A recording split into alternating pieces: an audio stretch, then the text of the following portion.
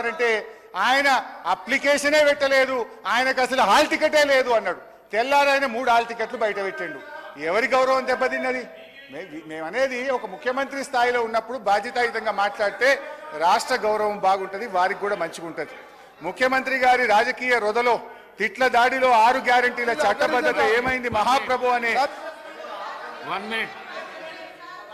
ఒకటి సార్ గౌరవ సభ్యుడు హరీష్ రావు గారు దాదాపు గంటన్నర అయింది సార్ మాట్లాడబట్టి. గంటన్నరకెళ్ళి ఒక్కసారి కూడా ఆయన బడ్జెట్ మీద మాట్లాడకపోగా ఆయన భయపడతారు సార్. ఒకటే సార్, ఆయన గ్యారంటీలు అంటున్నాడు సార్. గౌరవ హరీష్ రావు గారు మాట్లాడిందంతా కూడా సభని తప్పుతో పట్టించేదిగా ఆయన మాట్లాడి చూస్తున్నాడు సార్. గంటన్నరకెళ్ళి ఆయన ఆడికే వస్తా ఆయన గ్యారంటీల విషయం అంటుండు సార్. గ్యారంటీల విషయం అంటున్నాడు. 2001లో ఆయన పార్టీ పెట్టినప్పుడు సార్, కొండా లక్ష్మణ్ బాబుజీ గారి ఇంట్లో పార్టీ పెట్టినప్పుడు నేను తెలంగాణ పార్టీ పెడుతున్నాం, రాష్ట్రాన్ని తెలంగాణ వచ్చే మొట్టమొదటి ముఖ్యమంత్రి దళితుడు అవుతాడు, దళితుని చేయలేకపోతే మెడ మీద తల తీసుకుంటా అని ఆ రోజు ముసలైన సార్. అబద్ధాలు అంటే వీలై, గ్యారంటీలు అంటే వీలై, మోసాలు సార్. డబుల్ బెడ్రూమ్ కడతా, డబుల్ బెడ్రూమ్లో బిడ్డ అల్లుడు వస్తే ఎక్కడ వండుకోవాలి, బేకరీలో కట్టేసుకోవాలి. మీ రంగ మాటలు సార్. ఒక నిమిషం సార్. ఇంకొకటి సార్, ఇంకా హరీష్ రావు గారు ఒక మాట మాట్లాడి సార్. హరీష్ రావు గారు 24 గంటలు కరెంట్ ఇచ్చినా అన్నాడు సార్. 24 గంటలు కరెంట్ ఇచ్చినా అంటే నేను ఒక సబ్స్టేషన్ సార్ బండ సోమవారం అనే సబ్స్టేషన్కి వెళ్ళాను. అక్కడ ఆపరేటర్ బస్ అనే ఆపరేటర్ వీడియో రికార్డింగ్ ఉన్నది. నేను నా సర్వీసులో 9 ఏళ్ళు అయింది సార్. ఎలక్షన్ల ముందు 9 ఏళ్ళకెళ్ళి సర్వీసులో ఉన్నా. ఇక్కడ ఎప్పుడు కూడా 14 గంటల కరెంటు రాలేదని నాకు రికార్డు తీసి చూపిస్తే రాత్రి లాగ్ బుక్లు వాపసు తీసుకొచ్చాడు.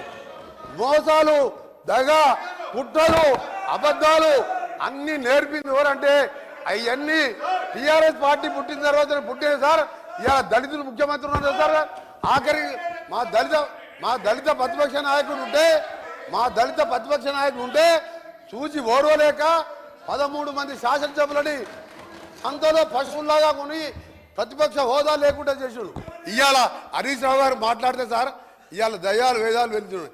మొత్తం మోసం, దగ, కుట్రలు, కుతంత్రాలు. నిజంగా నువ్వు మాట్లాడే సార్, ఒక్క పాయింట్ కూడా సపోర్ట్ చేయాలి. ఇవాళ ఆయన మాట్లాడేవారు సార్. అందుకని హరీష్ రావు గారు, నీ దగ్గర సబ్జెక్ట్ లేదు. నేను అనుకోండి సార్, చివరిగా నిన్న టీవీలో చూసేవారు అంటే నిన్న కేసీఆర్ గారు ప్రెస్ మీట్లో సార్, కేసీఆర్ గారు మీడియా బయట పోయి రేపు కాంగ్రెస్ పార్టీ బడ్జెట్ మీద వచ్చి చీల్చి చెండాడుతా అంటే నేను 9 నెలలకే వచ్చి కూర్చున్నా సార్. ఇక చీల్చి చెండాడుతారు ఎవరి ఏం చెండాడు సార్. ఆయన వచ్చే మొగలు లేక ఈయనని పంపించిండు. మా బడ్జెట్ ఏమన్నా సార్, 72,000 కోట్ల అగ్రికల్చర్ కోసం 72,000 కోట్లు పెట్టాం, ఇరిగేషన్కి 22,000 కోట్లు పెట్టాం. చేసేదే బడ్జెట్లో పెట్టాం. ఇవాళ మీలాగా మోస బడ్జెట్ పెట్టలే. ఇవాళ చీల్చి చెండాడుతాయి సార్. కేంద్రం అన్యాయం చేస్తే, కేంద్రం తెలంగాణకి అన్యాయం చేస్తే సార్ కేంద్రం అన్యాయం చేస్తే చీల్చి చెండాడి మునగాడు ఒక మాటకెళ్ళండి సార్, నోటకెళ్ళి. ఇవాళ మేము మా ముఖ్యమంత్రి గారు, మా డిప్యూటీ సీఎం గారు మంచి బడ్జెట్ ప్రవేశపెడితే ఇవాళ దాని గురించి మాట్లాడుతుంది సార్. నిజంగా ఇప్పటికైనా ఎమ్మెల్యే హరీష్ రావు సమాధానం చెప్పి మీ ప్రతిపక్ష నాయకులు రావాలని డిమాండ్ చేస్తున్నారు. కూర్చోండి ప్లీజ్. హరీష్ రావు గారు అదే డీవియేషన్ చేయొద్దని చెప్పాలి. మీరు ఇడికొచ్చుడు గారు, డీవియేషన్ చేయకపోతే ఇవన్నీ రావు. డీవియేషన్ చేయకుండా బడ్జెట్ మీద మాట్లాడండి. మీరు మాట్లాడితే వాళ్ళు మాట్లాడతారు. స్పీకర్ సార్, నేను మీ మాట మీద గౌరవం పెట్టి ఏ మంత్రికి కూడా అవకాశం ఇవ్వకుండా గంటన్నర నుంచి నేను మీ మాటలు వింటున్నాను. మీరు డీవియేషన్ కాకండి, బడ్జెట్ పైనే మాట్లాడండి. మీరు బడ్జెట్ పైనే మాట్లాడండి ప్లీజ్. స్పీకర్ సార్ ఆగండి.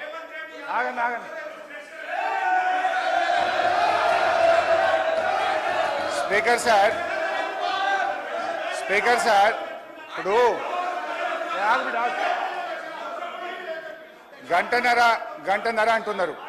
గంటన్నరలో ముఖ్యమంత్రి గారు, ఉప ముఖ్యమంత్రి గారు, శ్రీధర్ బాబు గారు, జూపల్లి గారు, కోమటిరెడ్డి గారు, 5 మంత్రులు మనిషికి 3 సార్లు లేస్తే ఇక నేను గంటన్నరలో నేను ఏం మాట్లాడినట్టు? ఈజ్ ఇట్ నాట్ డిస్టర్బెన్స్ అధ్యక్ష? ఒకటి. రెండోది అధ్యక్ష, ఇప్పుడు నేను కోమటిరెడ్డి గారికి ఘాటుగా సమాధానం చెప్పగలుగుతా, కానీ నా బాధ ఏంటంటే it will deviate.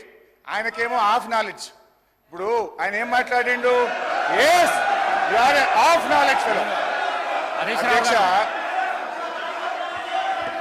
Harish Rao గారు, ఐ విల్ టెల్ ఆ మాటను విరమించుకోండి, ఆ మాటను విరమించుకోండి. ఓకే, మీకు ఇబ్బంది ఉంటే తొలగించండి, నాకు అభ్యంతరం లేదు.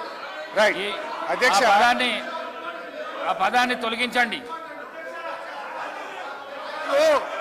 సార్ ఆయనకు వారికి హాఫ్ నాలెడ్జ్ కాదు సార్, ఆకారం పెరిగింది తప్పి అసలు నాలెడ్జ్ లేదండి. ఆకారం పెరిగింది, ఆయన నాలెడ్జ్ ఎక్కడ సార్? ఆయన ఒక డమ్మీ మినిస్టర్, ఆయన డమ్మీ అల్లుడు. ఆయనకు హాఫ్ నాలెడ్జ్ కాదు, ఆకారం పెరగానే సరిపోదు, బుద్ధి ఉండాలి. దళితులు ముఖ్యమంత్రి అన్నాడా లేడా? మీ మామ అన్నాడా లేడా? తప్పు చెప్పు, మీ మామ అన్నాడా లేడా?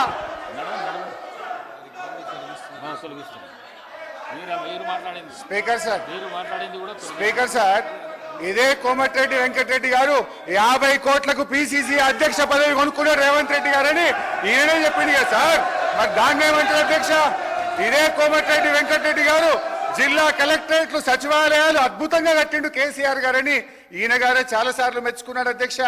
ఇవాళ నేను ఎందుకు ఆ మాట అన్నంటే అధ్యక్ష, కోమటిరెడ్డి వెంకటరెడ్డి గారు మేము అగ్రికల్చర్ కు 72,000 కోట్లు పెట్టామన్నాడు.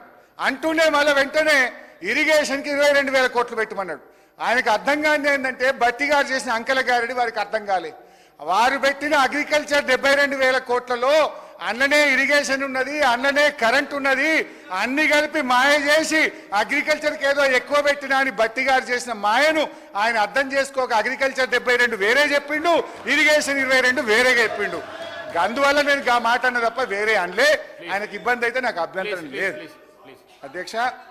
ఇక పోతే అధ్యక్ష, నేను ఒకటే విషయం గౌరవనీయులు బట్టి గారిని కోరుతా ఉన్నా అధ్యక్ష. ఐ డిమాండ్, మీకు ప్రజల పట్ల ఏమాత్రం ప్రేమ అభిమానాలున్నా, భయభక్తులున్నా, మీరిచ్చిన హామీల మీద ఏమాత్రం గౌరవం ఉన్నా ఒప్పుకోండి. మీకు నీతి నిజాయితీ ఉంటే ఈ బడ్జెట్ ప్రసంగంలో మొదటి వ్యాఖ్యలోనే తెలంగాణ ప్రజలారా మమ్మల్ని క్షమించండి, మేము మాట తప్పినాం, 100 రోజుల్లో 6 గ్యారెంటీలు అమలు చేయలేకపోయినాము అని కన్ఫెషన్ నోట్తో ఉండాల్సి ఉండే అధ్యక్ష. నేను డిమాండ్ చేస్తా ఉన్నా, ఇప్పటికైనా తెలంగాణ ప్రజలకు క్షమాపణ చెప్పండి అని చెప్పి నేను డిమాండ్ చేస్తా ఉన్నా. బీఆర్ఎస్ పార్టీని లక్ష్యంగా చేసుకొని కాదు, ప్రజల్ని లక్ష్యంగా చేసుకొని మీరు మాట్లాడాల్సింది. ప్రజల్ని లక్ష్యంగా చేసుకుంటే ప్రజలు ఇష్టపడతారు, ప్రజలు గమనిస్తారు.